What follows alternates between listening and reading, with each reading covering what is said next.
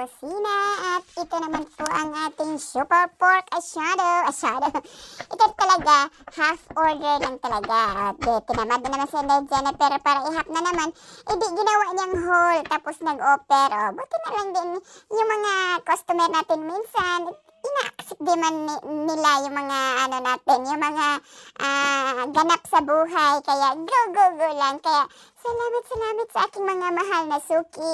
Huwag po kayo mag-alala, hindi po to sa pilitan ha. Allowed naman mag-hindi din pag hindi porket inoferan ko kayo, hindi na ako tatanggap ng hindi. Hindi naman, lang, just in case ba na kung nag-crave ba kayo, mga ganyan. Kaya sabi nga nila, no hurt feelings.